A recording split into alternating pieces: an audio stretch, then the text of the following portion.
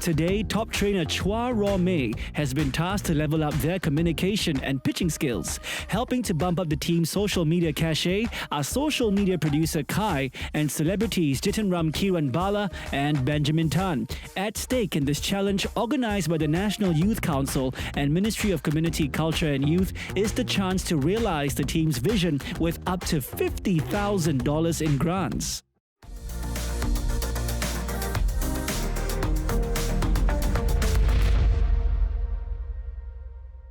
Hey guys, welcome to the Youth Action Challenge. I am Jitan Ram. I'm Benjamin Tan, and sadly today Felicia can't join us. But don't worry, we're still very excited to be part of the team's journey. Later on, we'll be helping out the teams as they need to create 2 videos for social media, which will be used to get you guys to vote for them. Well, hopefully we'll be able to use our experiences with social media to help the teams make a difference. First on today's agenda, a pitching workshop. Well, you know, Ben, their projects may be fantastic, but if they're not able to communicate their ideas in the best way possible to the judges, they actually lose their shot at the big prize. There's up to $50,000 in grants to make their idea a reality and making Singapore a better place. And that's why today's session is a very important one for them. So, let's go!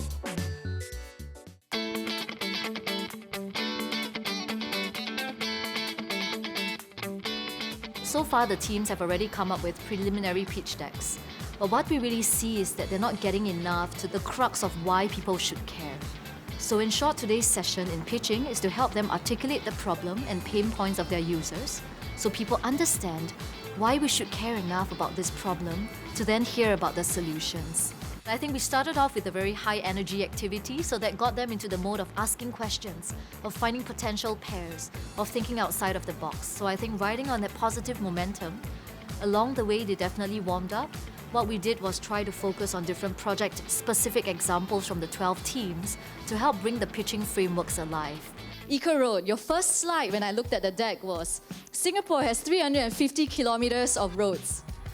If I just throw that out to you, what's your question in your mind? Why does this matter? So tell us why this matters. What's the real problem we're trying to get at here? We don't see like solar farms and like windmill farms in Singapore. It's because of Singapore's lack of space. What do we have in abundance? Roads. Then you introduce a solution.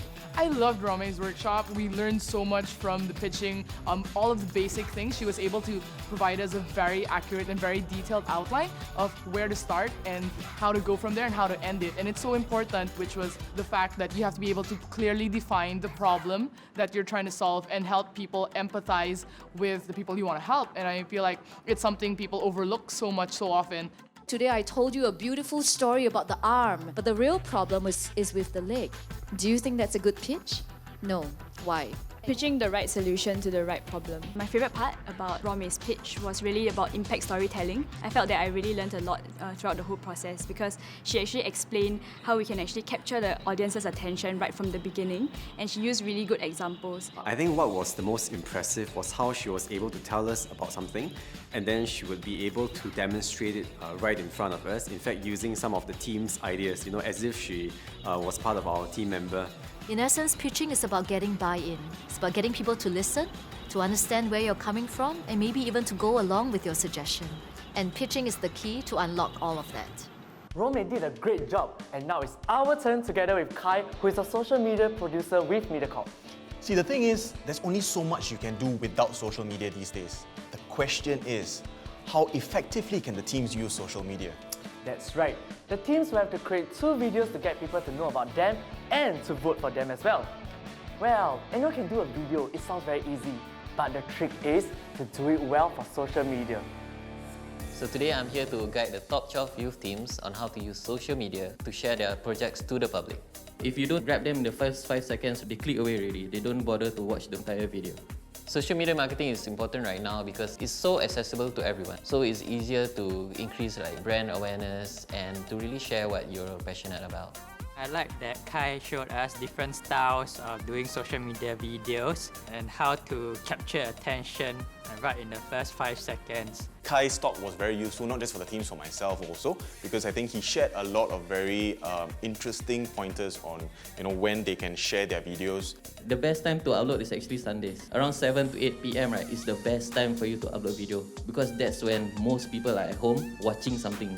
He actually showed examples of what a formal video looks like and what an informal videos look like, so that they actually have a better idea of what direction to go for. We're thinking, what if we use a set of objects that we have on the screen, complement that with voiceovers? If you're gonna put objects in front, then the cuts need to be faster.